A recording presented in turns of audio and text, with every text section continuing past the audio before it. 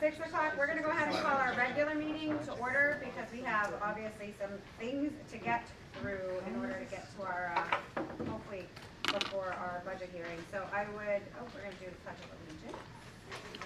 We need to do Yeah. I Pledge allegiance to the flag of the United States of America and to the republic for which it stands, one nation, under God, indivisible, with liberty and justice for all. So we will approve the minutes of the, entertain a motion to approve the minutes from the February 6th regular session. So moved. Second. Is there any discussion on it? Who seconded? Kristen, Marion, and then Kirsten. All in favor? And opposed and abstention? And motion to approve the minutes for the executive session February 6th, 2020. So, second. Any discussion? All in favor? Okay. All right, right to the financial report, or is that? Yeah. Is it, yeah. Yeah. Okay. We can just do the regular report, and then when we come back after the Yep. public hearing, we'll have to chat again for a few Yep. minutes. So you've got the latest report in your packet. Let me refresh my memory. I don't think there's anything unanticipated here. We're plugging through month by month. I think we'll be fine to get through covering our shortfalls as we plan. So we should be good for this year. Any questions on them? Good to go. We will go on to communications. Can we just go back and I'm just abstaining from the executive session? Yeah, you got that right? Yep. I know we said all in favor, and then if we just assume abstention. Yeah, she got you, she knows. Yep. Did it in the first one. Okay, communications. Yeah, but you did have one, you had a thank you letter to the citizen, so I will have to on that, Okay. right? Was that last month? No, I don't think. Oh, we did have the citizen input. I know you signed it, but we did I never the saw thank it. you. Oh, I'm sorry. Student input? So Yeah. those- I didn't, I So haven't we have seen to it come yet. then. I haven't seen it yet. All right, maybe. Okay. I can check it. Wasn't in there. We'll follow up The next- yeah, student, next the month. public access. Yeah. the- Yeah. Oh. I got you. I think you just, they just followed. Okay. Yeah, we usually thank folks. Oh, nice. Okay. So we are on to Ms. Cullen's report. Right? Hello, everybody. Enrollment is stable at 904 students. I want to send out a thank you to our PTO for sponsoring the Brain Show and Family Fun Night last Friday. It was, as always, it was a great time. Definitely see a side of parents that you don't typically see. We have some dads who can dance like you would. It's awesome. STEM Week is actually starting this Monday, so we'll have, as you know, we have the 6 nights of STEM activities at each grade level. Kindergarten registration is well underway. We actually have 86 students fully registered at this point. We have 17 that we have not received packets back from. This is incrementally a little bit higher. I think some of it has to do with definitely a bigger pool, but also our registration processes are very firm and we notify families well in advance and we do a lot of outreach. But one thing of note is just, and we'll talk about this a little bit later in the meeting, is just we have 12 students that are enrolled that have indicated on home language surveys that they may be requiring ELL services, so just something to note. MCAS is quickly approaching. We do start with English language arts on the 31st. We have this down very well at this point, so we don't anticipate any issues. Report cards, we actually did push the date out. The date was going to be March 20th. We pushed it out to the 25th due to the fact that we did have 5 snow days within this trimester, so we have pushed that out. Parent conferences are coming. The 17th, St. Patrick's Day, that's the early release, so we won't impose on the evening activities. But on the 18th, I saw Mary's face, right? On the 18th, we'll have our evening conferences. That's on on Wednesday. We have an early release coming up on Thursday, March 26th. We will be featuring building-based technology workshops. So they'll have a menu option to pick from. Lots of wonderful things happening in all the grade levels. I do want to just extend my thank you to the team leaders who put together all of this information, but for the sake of time, I will, just ask you to look at it at your leisure. We did host the Read Across America Day. I want to thank Amy Cantwell for organizing that. It was so nice to see a number of you coming in to read it. It's a great night. Health office, we are monitoring things, the influenza levels and things like that, making sure things are extra clean. And cafeteria, there's a new gluten-free option. Library, Sarah has been having the children participate in the Massachusetts Children's Book Award Program, and that has been very successful. Any questions?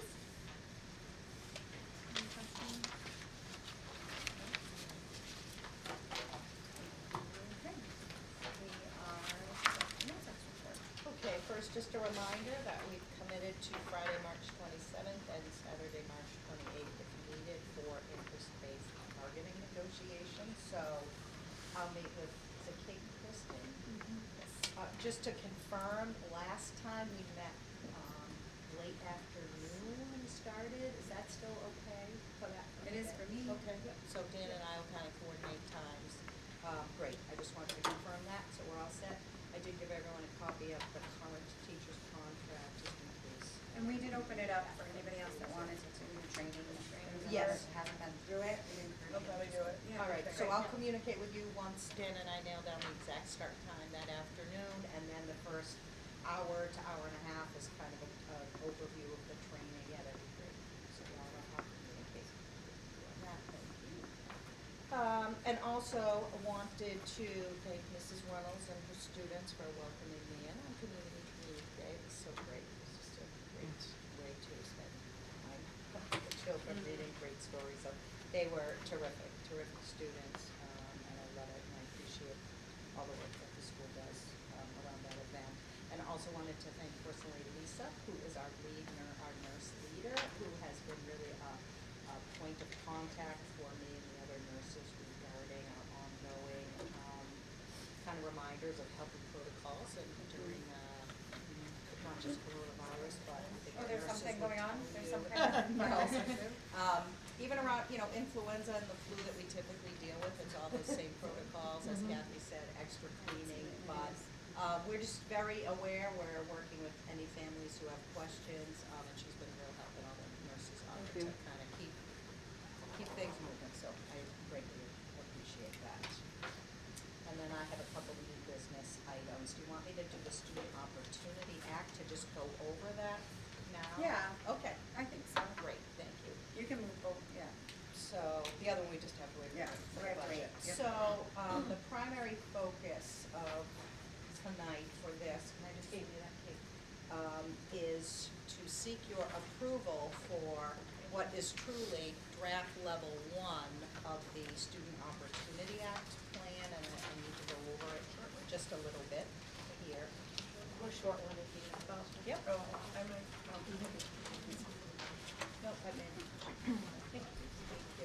And then this second document that I'm gonna pass out, I'm just gonna collect back from you. It's just a little bit of supplemental information. I'm happy to email it to you, if you want. So don't write them. So don't write, but if you feel like you're really just interested in taking lots of notes, you can certainly do that. So the first page is actually the plan, which I will say is pretty near complete draft form. It does need to be voted tonight, and the reason I say it's pretty near draft form is when we get to element 4, commitment 4, it's around engaging all families. I just did a very general engaging families and how we work in all of our districts, but I'll be working with Kathy to kind of just enhance that with very specific things. The template they gave us said things like, we have spaghetti suppers. I mean, they really got down in the weeds on ways to enhance this. So I was able to certainly handle some of it, but the rest I'll work with her. Other than that, I'd like to just go through kind of the overarching goals of the Student Opportunity Act plan, Kathy worked with her staff, school council, we worked collectively as a leadership team, going over all elements of the plan, and most importantly, looking at areas that we could address ongoing issues related to the achievement gap and how we work to close that achievement gap, and what levels of funding exist to support those. As you know, Burgess, the town of Sturbridge, for the Sturbridge Elementary received $26,100 additional Chapter 70 dollars, not quite the windfall we were anticipating. But our evaluation of what we do, and I read some of those last month, is that we work really hard, the staff here, to work to close the achievement gap. But commitment one, we needed to focus on student subgroups. So the prompt by the state is asking which student subgroups require focused support to ensure that all students achieve at high levels in schools and are successfully prepared for life. Really theoretical, high-level prompt. But we know, and you all know from sharing our MCAS, that our special ed population and economically disadvantaged or low-income students can have a little bit of a different growth measure than all students. The really good news is that if you even look at the percents, there really isn't that much of a differential. You can see they're quite close. Students with disabilities have a growth percentile for ELA, that's 43.7, when the growth for all students is 52.4, and the same for economically disadvantaged. So really in a great shape, but we do need to address how we're going to work to continue that. So the second prompt asks us to look at evidence-based programs that we'll use to close the achievement gap. And actually, before I move down, you will see that last sentence under student groups is ELL. We really don't have enough aggregate data because the population is smaller per grade at the testing grade levels. But I did include that because your budget that we're going to present has an additional ELL support staff due to need an enrollment increase. So this is supposed to be year one of a 3-year plan, so it made sense to me that while we don't necessarily have the growth data due to the grade levels tested and where the ELL children are, it is something that we're going to want to consider looking at. So the evidence-based programs that we will be working on will be to continue to use research-based early literacy program, and those you can see are Reading Wonders and the Foundations or Wilson combination. That is a research heavily evidence-based reading program. We use it in K to 2, so it's meets all the criteria that the state wants for an evidence-based early literacy program. We also do a lot of work on inclusion and co-teaching for students with disabilities as well as ELL, so that's going to be our second focus area. So you can see down in the budget there, I'm letting the state know that you have spent $36,475 on classroom instructional materials. It's actually been over the last 2 years as it relates to Wilson Foundations and Reading Wonders. Professional development on inclusion and content, meeting any teachers who come on board who would need Reading Wonders or any of the reading professional development. You're putting money within your budget for professional development in that area, as well as inclusion. We're doing a lot of work with paraprofessionals this year, special ed paras, and what's the most effective role of the special ed para and how they can support student learning in the classroom. So that roughly some of your money will go towards that. And that's only new incoming teachers, not current teachers? No, if there's a change to the curriculum, if we see a gap, it's kind of fluid. And then instructional and integration assistance. So as we look at our special ed paraprofessionals and how we use them, as well as our your additional ELL paraprofessional, those are also funds that I felt showed a commitment to both using the evidence-based research, professional development focused on inclusion, and supporting the needs of English language learners.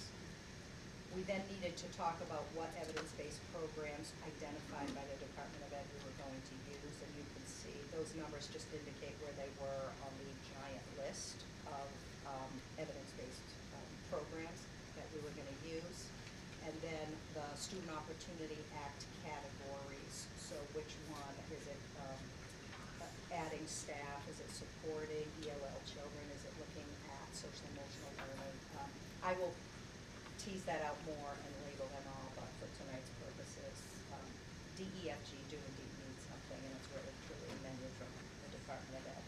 I did pass out, the item I just set out, collect back, is some documentation that helped frame this, and that's looking at the evidence-based programs. These are 17 examples of high-quality programs that the Department of Ed asked us to basically, again, look and focus our work on closing the achievement gap by using one of these areas. The department did provide supplemental research and links to research as it relates to each one of these 17 criteria, but if you want that, I am happy to forward it to you, but I did not make copies. Page 2 is that Student Opportunity Act program categories, so that again matches with the letters there, the D, E, F, and G. D, hiring school personnel that best support improved student performance. E, increased or improved professional development. F, purchase of curriculum materials and equipment that align with statewide standards. And G, which is expanded early ed and pre-K programming within the district or in partnerships. That's actually not G. I'm gonna take, as I edit right now, I'm gonna take G out because that's not really appropriate for that. So does it stay on page 1, the SOA program categories? I'm sorry? So there, you took G out on the I did. second It's page, just so- not, the actual, it's not the matching letter Oh, criteria well, from we didn't this. have it on our second page, so am I missing something? Oh, mine was. I was like, we didn't have it on our sheet copy. mean this The front page. Right here in the bottom? At the very Oh, I thought you bottom. said we were on the second page. No, just Okay. front. Yeah. Yeah. Of this. Yep. So Okay. that's our instructional focus, with a focus on early literacy as well as inclusion and supporting the needs of ELL children and your financial commitment to continue with those programs. Page 2 has our other focus area, which is to look at increasing personnel and services to support holistic student needs.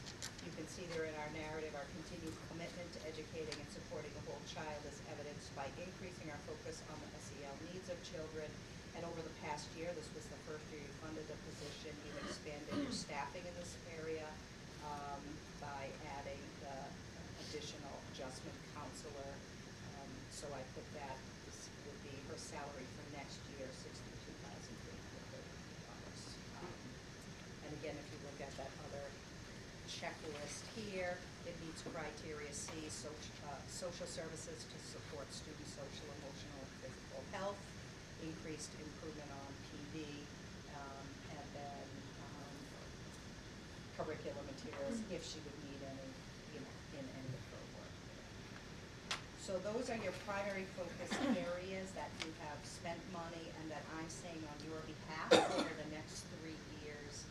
I feel like we're gonna commit to helping support the needs of students and closing the achievement gap. So I don't know if you have any questions on that, I just have if a they make question. sense. Yep. So it seems like what we're doing is we're essentially putting what we already do in a framework that's being requested of us by the state. Is this for anything other than just showing that we do good things and we care about kids, or?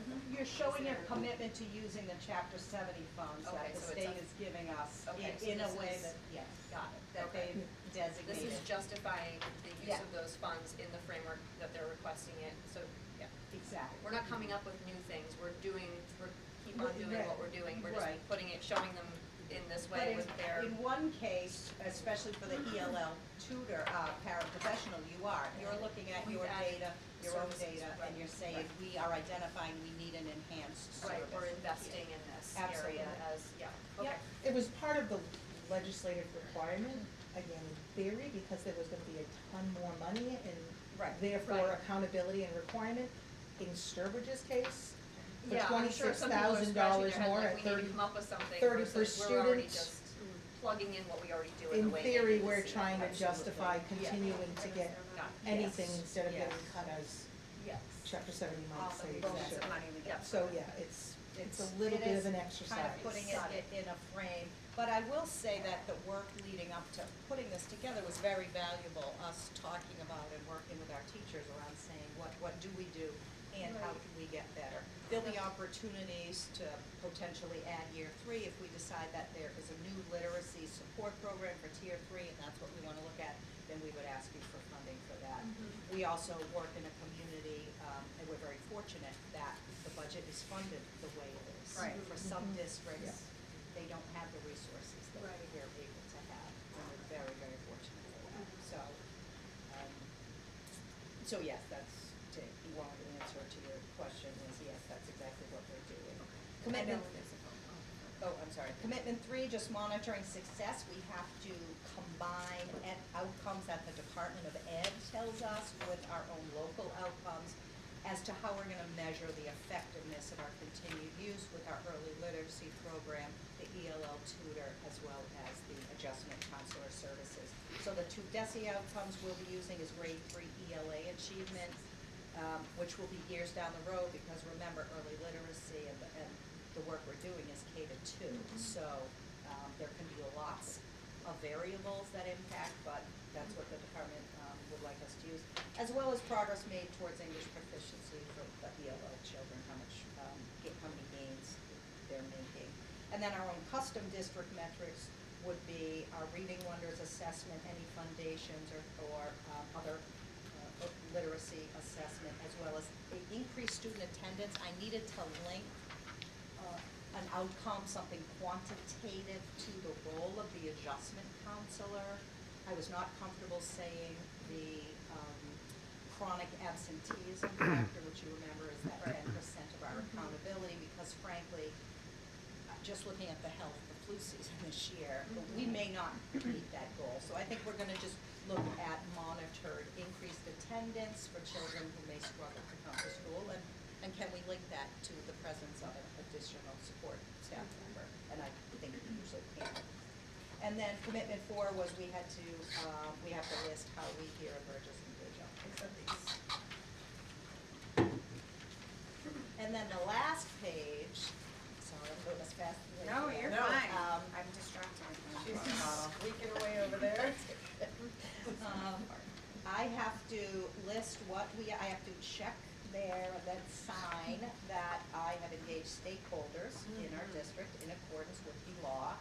So, the steps we took to engage were, the special ed director and actually, student support services and one of our high school special ed lead folks and myself met with the special ed PAC, president and vice president to discuss strategies for closing the achievement gap. We talked about the law and the requirements, as well as strategy to enhance parent communication. We think that's a great way to work to try and close the achievement gap for students with disabilities.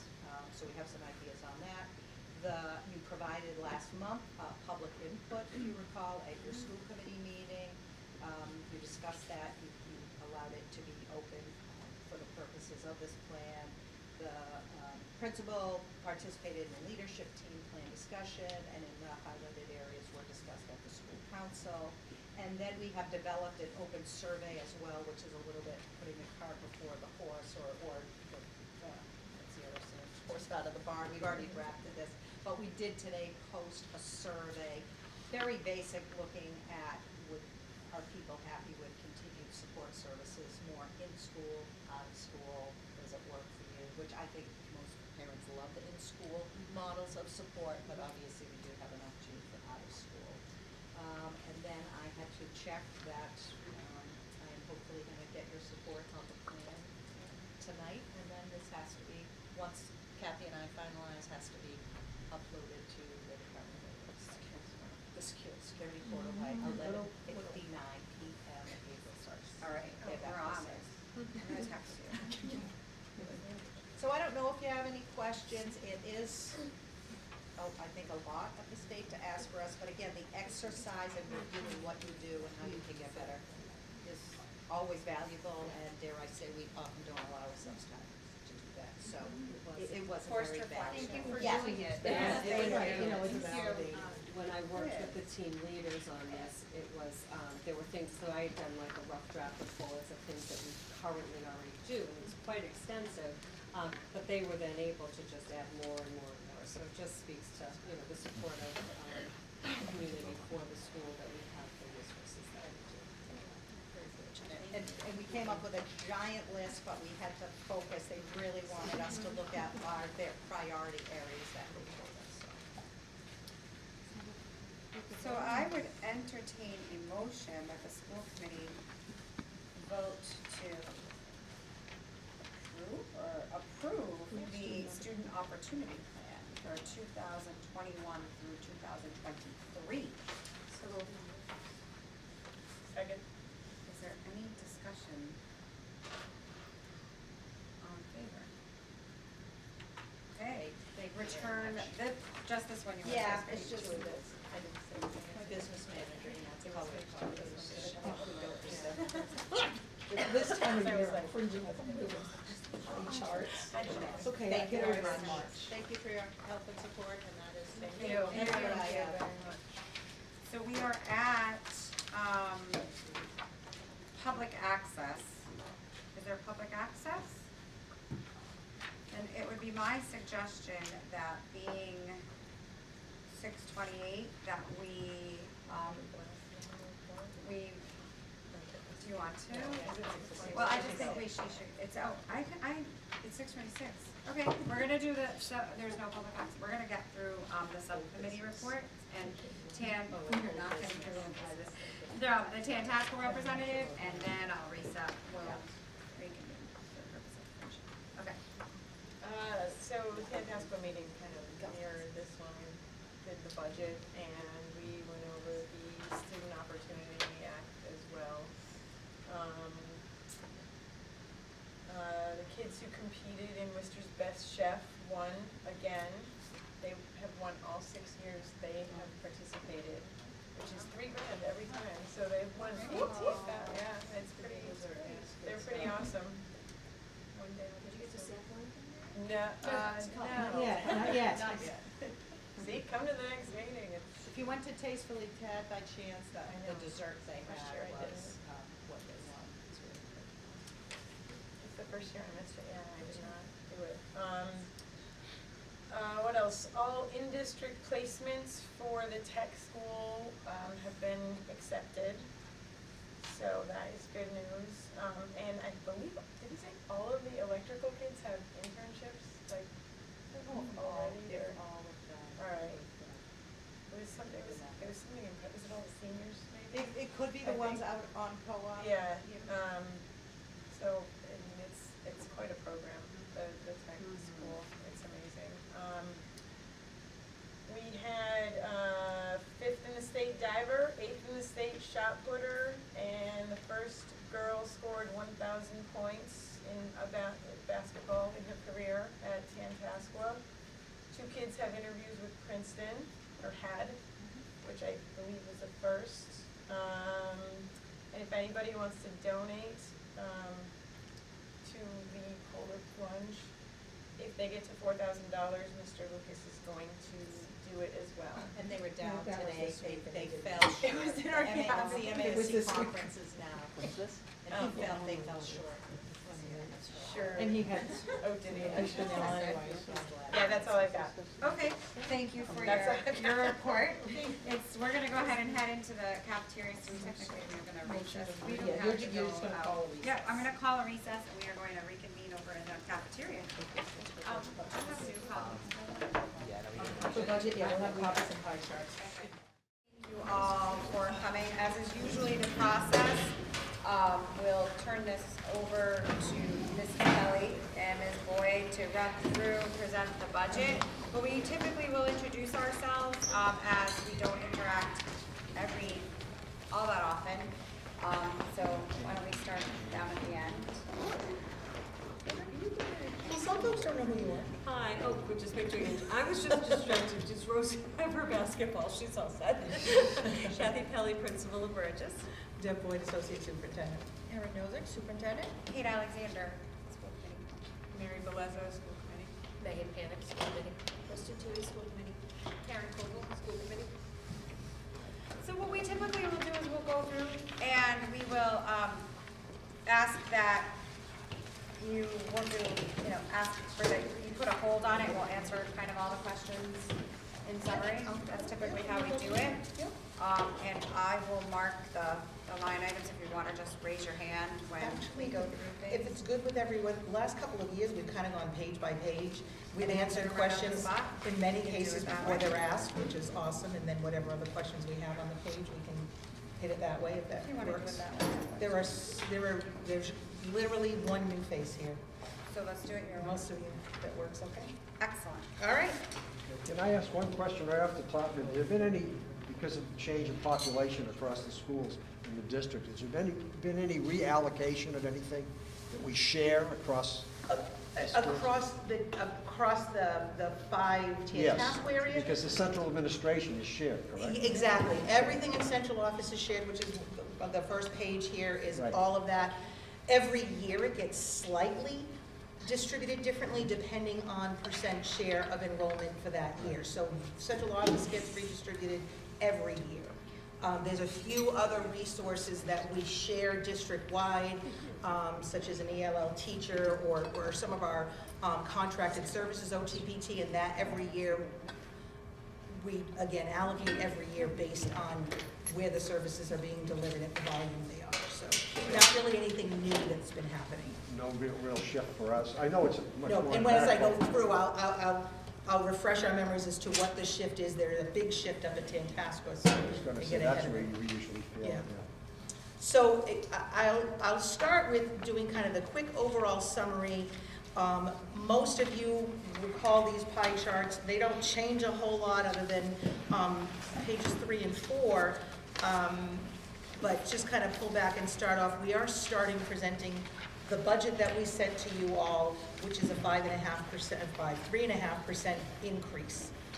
We are well aware, and we had a conversation in February, that though everyone was anxiously awaiting new state figures and the Student Opportunity Act that was hoping to throw money to everyone, that did not happen in actually 3 of the 5 towns in the Tantascwa area, and Sturbridge is one of them that is getting nothing but the bare minimum, $30 per student, for a total of $26,000. So we've had an initial conversation at the school committee level to say the initial budget between elementary and secondary is not, in my opinion, and folks agreed, something that could be supported or funded. So we've kind of queued up the school committee a couple of areas that we thought we could reduce without having significant impact on services. So as we go through this document, I'll bring those to your attention, and then my suspicion is at the end of this process, school committee, I know I will be recommending a number lower than what we've got here, but I can't speak for the school committee, so that's a little heads up. As far as the overall, the pie charts, you can see on the front page, if anything, there's just a little shift from fiscal 20 to 21 to a couple of support areas, not a whole lot. The instructional is 68.5% versus 69, so there's just a little bit of drain there. And most of the others are within 1 or 0.2% of change. So what's happening with this within the building is very similar, or expected to be very similar next year as it was this year. The second page is actually that 75% is the same as it was last year of the total budget. 75% is salaries, as you would expect in a service industry, and we just broke out there. The third page in does show, while we don't disagree that a 3.5% increase is probably a bit higher than the town may be able to support, it at least is a decrease from last year's 4.1%. Of that, the regular operations is up a little bit. Typically, sometimes when we have a high increase, we try and pull out and say what's happening in the special needs, both in-house and out of district. And I think most of you know there have been years that has been so volatile that it has skewed the overall budget. That doesn't seem to be the case. Everything is pretty steady in both areas, just some issues that we'll talk about as we go through. The last page kind of is a heads up for what we're about to walk through, is that the drivers for the increase is in out-of-district tuitions, which are up 8%. due to some increases this year in placements that we are handling. There is a request, and we'll get there shortly, for an increase of an English language learner instructional assistant due to increasing population. So again, we're gonna get to that shortly. Contracted services is up, and the technology plan, there is an increase in the plan that has been out there for years, that this was a year that there was a big bump. So we are hoping to get that funded, but when we get there, we will share a plan to fund it a little differently than the original plan. Can you provide the relative dollar amounts for these, the 18% increase? But yeah, that's what $10,000 your detailed document has that. So we'll make sure we highlight those as talking points now as we move into the detail. So I'm gonna start, and Kathy and I are kind of gonna tag team. We're gonna go through the line items. I believe the packets you have probably have 2 pages of summary data, and then we get into the first landscaping page, which is where I'm gonna start. It's kind of the second page one in your packet, and it starts with the 1000 series, administration. Are we all there? Yep. Okay. So the first page is your school committee and the superintendent's office expenses. So what you have there, we think we're going to continue to level fund the school committee expenses for their dues, conventions. Legal services is sort of a little bit of a crapshoot. You either don't need many dollars at all for legal services, or you need a whole lot. We've been fortunate to keep that down for a number of years now and haven't had a whole lot of issues come up. We don't use our legal services for negotiations. We've been able to do that in-house. Usually the issues that come up are around special needs placements. And then the rest of that page is, as you were referring to a minute ago, Jim, so the Burgess Elementary's piece of the pie, so to speak. The central office budget was voted on by all 6 school committees back in October. Burgess's piece of that total budget is 24.08% versus the current year 24.12%, so it's almost dead on. Tantasco's piece of the pie is pretty close also, it's just up a little bit. The shift that you'll see when you get to Tantasco public hearing is Sturbridge's share of Tantasco's enrollment and therefore budget is up 2% from 49% to 51%, and that definitely is a challenge from an assessment point of view. But this is all about Burgess, so I'll try to stick to that. So if there are no questions on page 1, we'll move on. Okay. So these are all existing positions, no new positions? and- Correct. and Yep, no new positions. And no positions that are vacant that are No. planned to be filled? Okay, Sorry. So the legal services last year, did you spend it all? no, last year we only spent $1,500, $1,556. Oh, So, I see, done. right. Okay.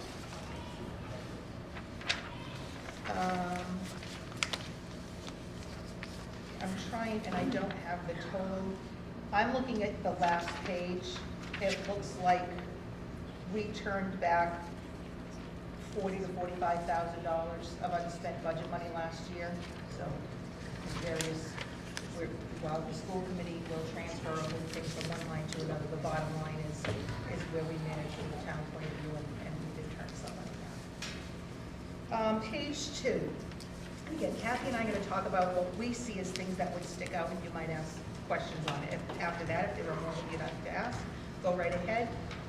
First off the bat, we are starting in another month or so, contract negotiations for the teacher's contract. So you may see throughout here some of the professional teacher lines that look like they're level funded. The pool of dollars for negotiations has been added to line 170, which is the teacher's salary. So that line increases not only for whatever increases for the regular classroom teachers are due for steps and column, but also that for everyone else in their unit. And then once we're done negotiating, the school committee will vote to transfer dollars out of that line into some of the other lines that I'll bring to your attention as we move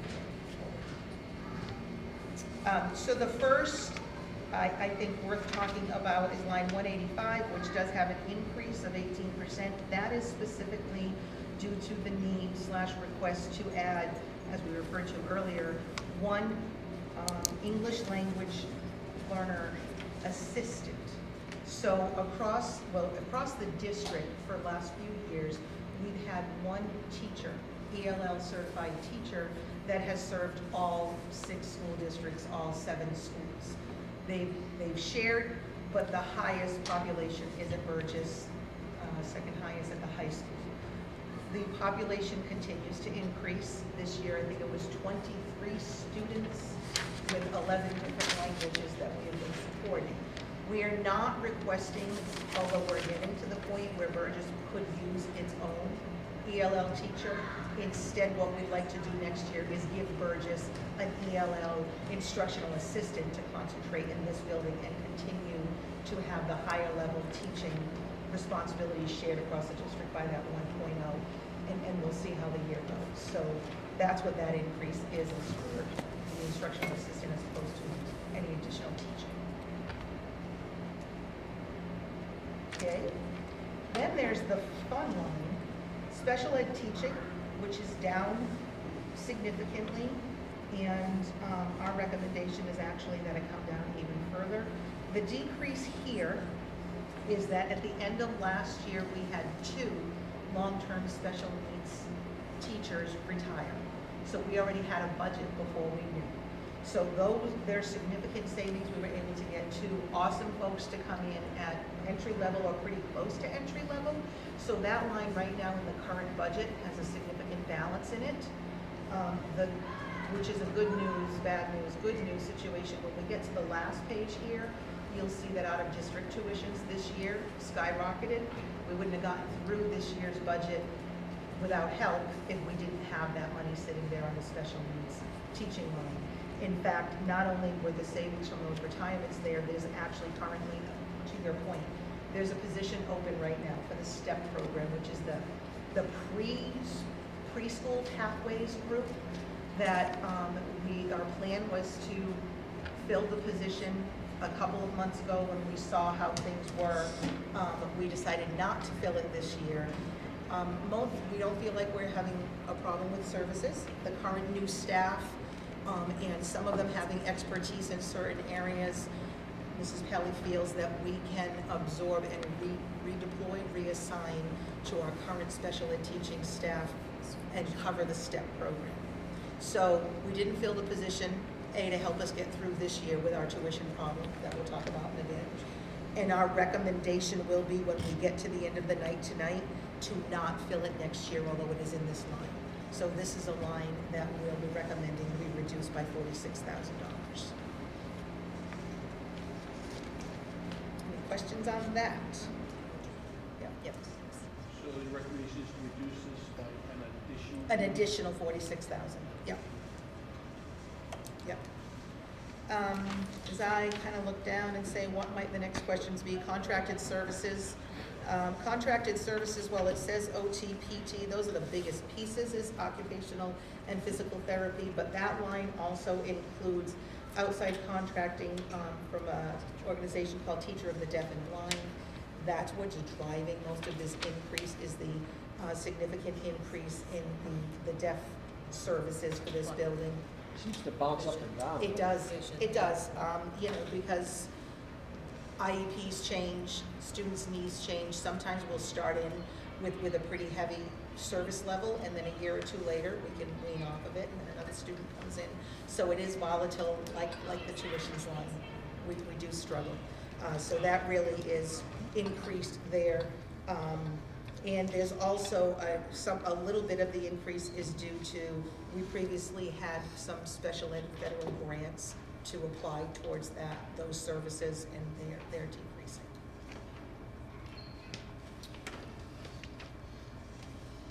That is all I see for major talking points on that page. Any other questions on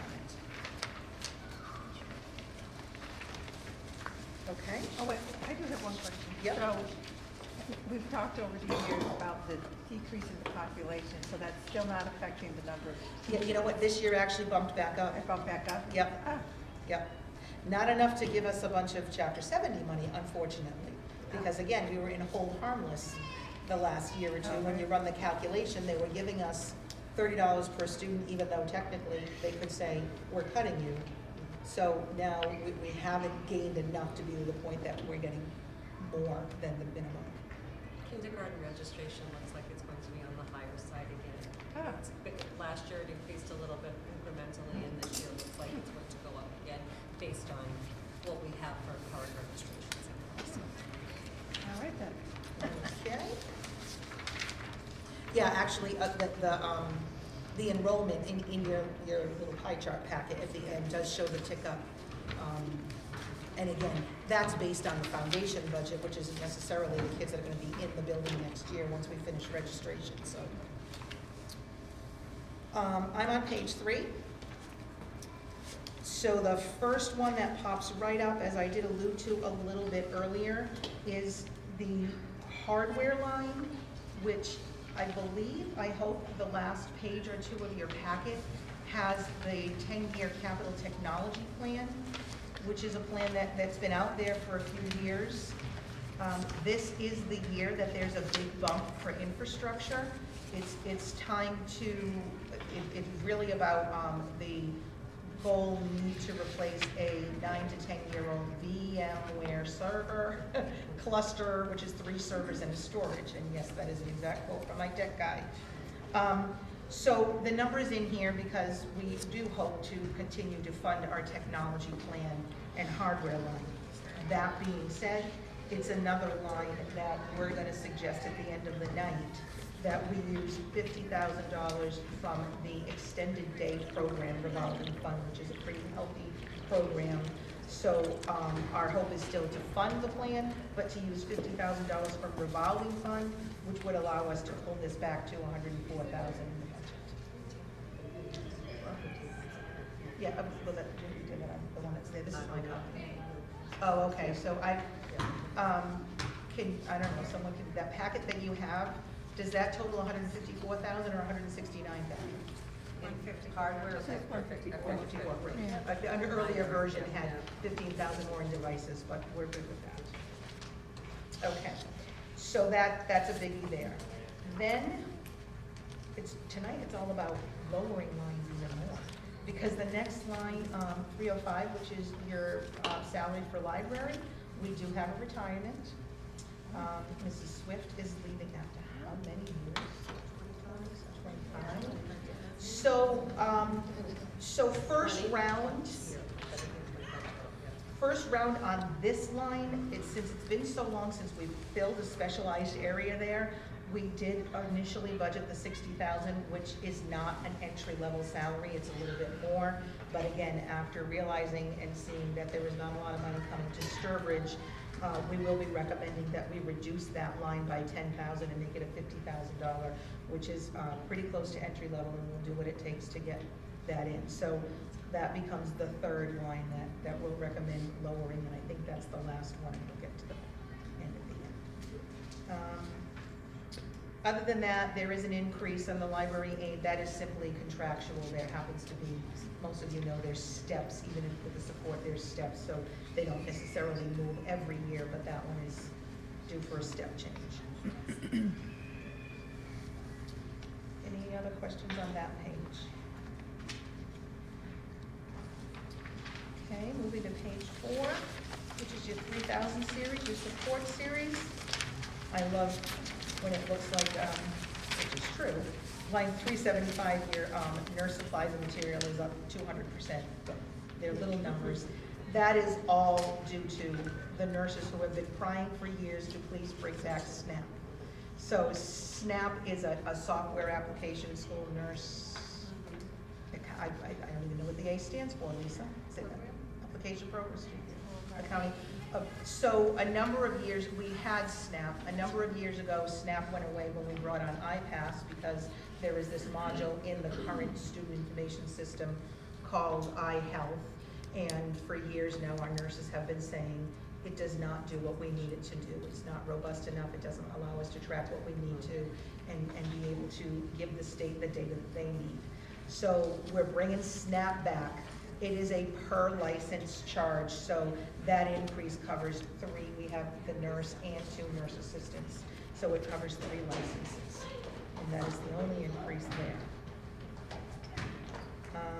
As I look replacement of buses, we're looking to continue what has worked for all my tenure here is every year replacing 2 buses. So there's a fleet of 21 vehicles. If every year we replace 2 on average, they're about 10 years old before they move on. But this year, the current year, we are at that 144 that's budgeted will be short because we did end up getting the 2 buses. I'm trying to get that line item. I didn't bring my financials over. I can share that after you went over. So what we did was take current year cost and add 2%, and that's where we get that increase. But that's not just a 1-year increase. We're absorbing this year's shortfall. And then the special ed transportation is always worth talking about. It is such a struggle to get a hold of. It is a bigger struggle even than the tuitions. But let me, at least for 1 or 2 new members here, remind folks, special ed transportation in this elementary budget is actually for all Sturbridge special needs transportation, ages 2.9 to 22. That is to make sure both here and tuitions that Sturbridge is only paying for Sturbridge students. It's not lumped into Tantascwa and then divided out where some town could be paying more or less than their share of their own students' placements in transportation. So, in reality, even though that is a huge number, it is not uncommon, my peers tell me all the time, that they are spending as much for special transportation as regular transportation. In reality, if I look at this line here, I didn't write it aside, we're all the regular ed transportation, 840, well, actually the numbers here, again, for those who are new, you notice the minus, that minus 465 is what Tantascwa will pay, which is a little more than half because they pay the late buses.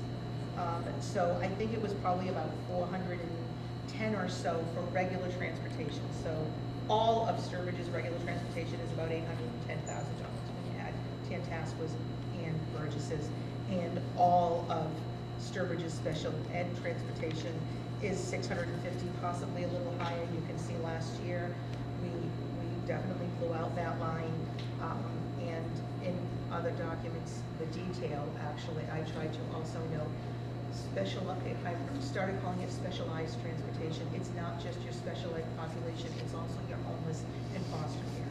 And homeless and foster care is starting to cost significant amounts of dollars.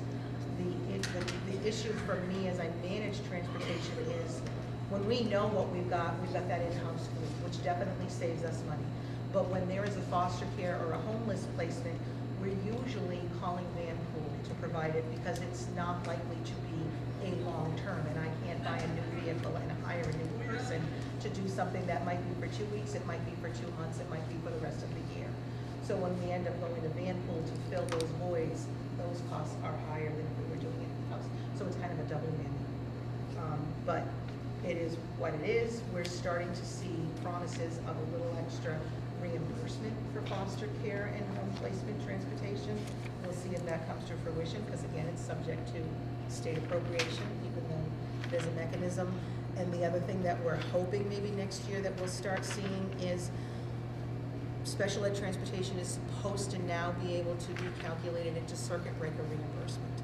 So those students that were eligible for circuit breaker funds, we can put in the cost of transportation. Year 1, they're supposed to fund 25% of that cost. So we'll see what happens next year if we start getting a little more circuit breaker money that we apply to the budget before we put our bottom line request in.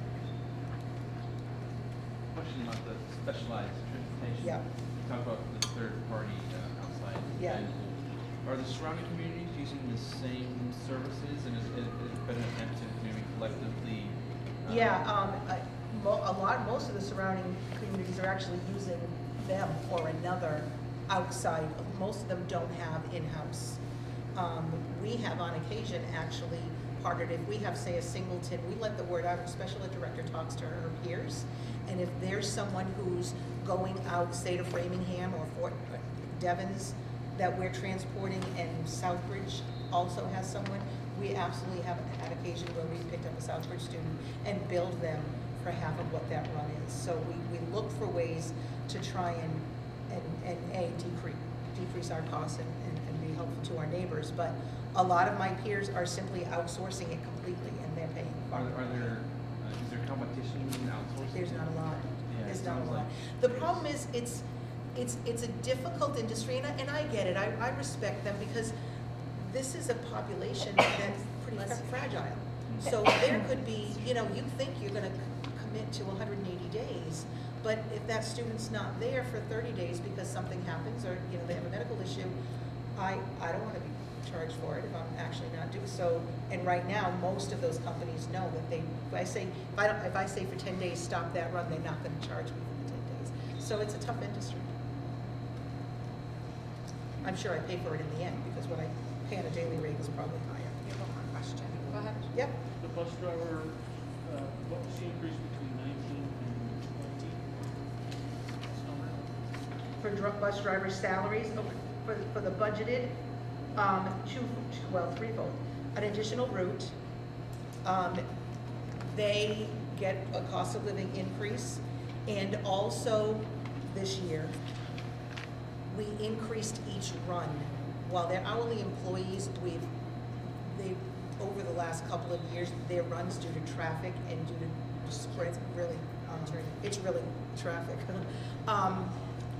We had a standard driver would get 5 hours a day to do both the elementary and the secondary runs. And when we took a good look at it and heard from the drivers and started tracking things, it's really 5.5 hours a day, so we needed to increase that this year. So for every run, every day, it increased a half an hour a day.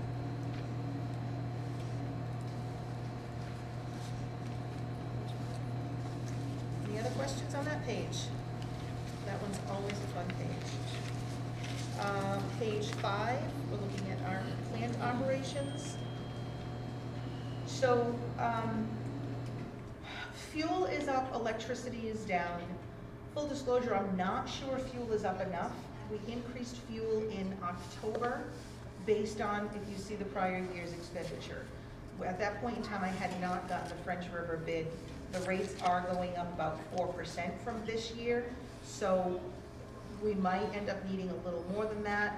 But if I look down at electricity, we lowered that. We could have gone a little lower. I want to hold for one more year. I believe we're finally seeing the benefits of the net metering credit deals that the town got into. But we also, last year, we didn't have a lot of summer projects going on, using a whole lot of electricity, so we may be able to go down again next year, but for now, we like to hold there, knowing that we actually might need a little more than what's budgeted in fuel. So between the two utility lines, I think we should be okay. What else do I have here? Building projects, the actual projects should also be probably the last page that you have. A couple of items there in the capital plan,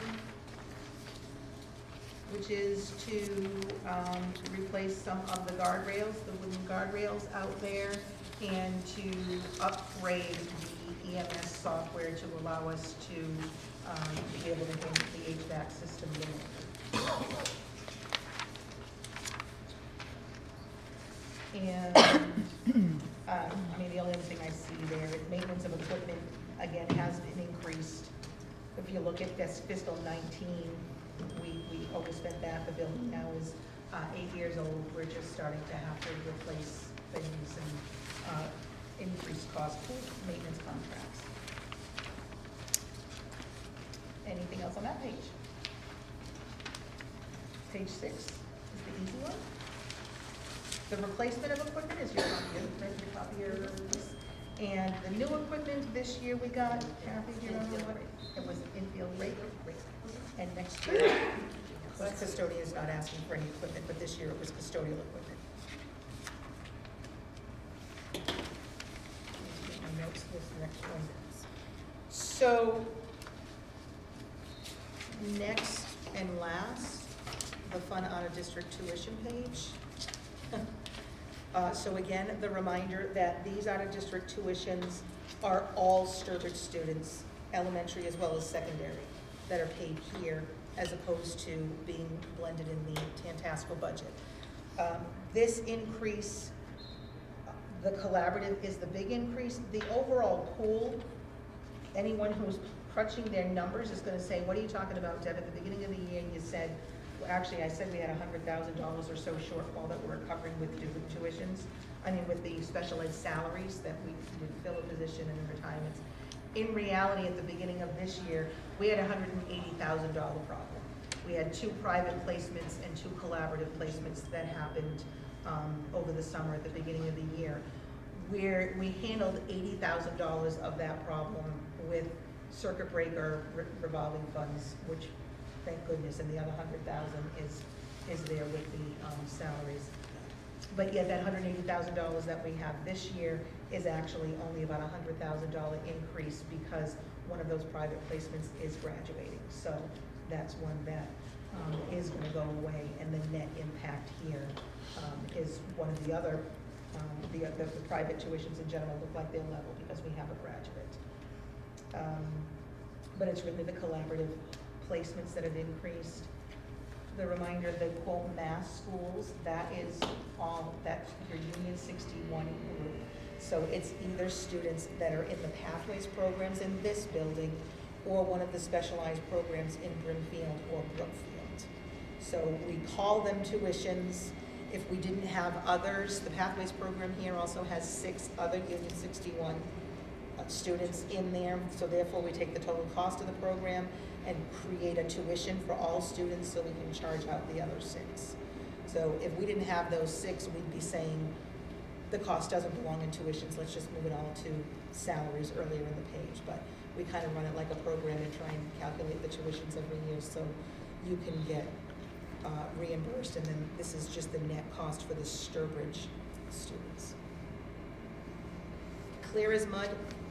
Fortunately, most of you have heard this a number of years, but if anyone doesn't have any more questions on that. So school committee will have to go back into their regular session to make votes, but I will let you know that what we're going to recommend based on the areas that we did suggest cutting, we're looking at recommending a reduction of $106,000 to this last page. So the new number would be 11 million, and I calculated again because I'm clearly missing a number. It's more than 106.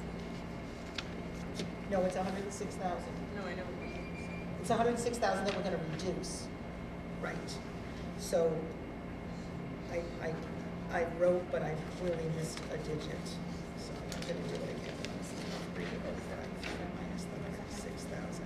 So the new number will be 12,077,053, which is a 2.6% increase instead of the 3.5.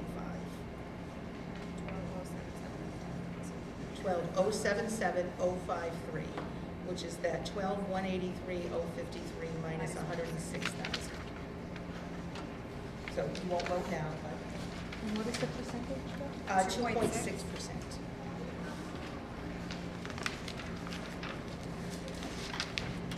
Any other Okay. questions, concerns for the good of the order?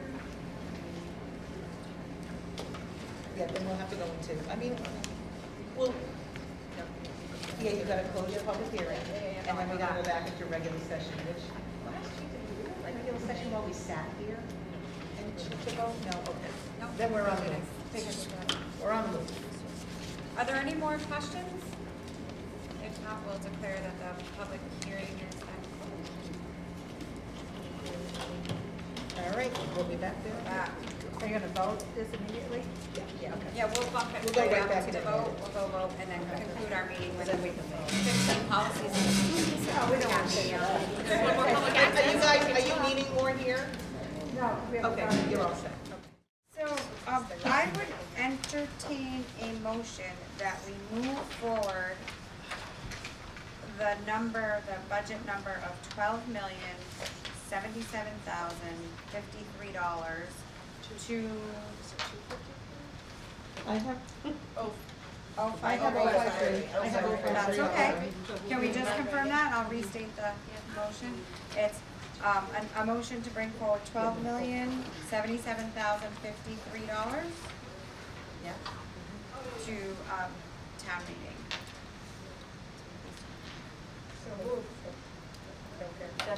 Any more discussion on the budget? Okay. Motion. They said at the same time you could flip a coin. Megan did. Okay, and we'll give the other one the second. Sure. Okay. All in favor? All right. Oh, Kathy, you missed the big vote. We just voted it. Oh, man. thought you voted yes, right? Yes. 12,077,053. You don't mind reacting? I got it. Thank you very much, Kathy. Thank you, Kathy. Okay, so we are to old business. And we have a lot to vote. Right. So there have been no questions or changes along the way. You voted them all on first reading. My pre-typed up minutes have the two separate motions, one for the. Yep, and one for the rescind. Yeah. Okay, so I would entertain a motion that we amend upon second reading and adopt policy BEDG, JFBB1, BGC, BHC, BHE, BIA, BIBA, BJ, CB, CBD, CBI, CHCA, CM, DA, DB. So, do I have a motion? Karen? Do we have a second? Second. Is there any discussion? 5,000.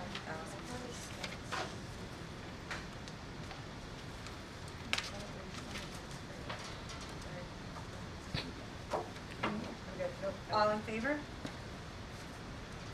Then I would entertain a motion that we rescind policies CA and policy GBD. So moved. Second. Any discussion? All in favor? Okay. Oh. No. So we've already gone through the new business, we've already, voted to approve the Student Opportunity Act, so, and we already did our budget vote. So, is there any other new business that, no. So it is public access number 2.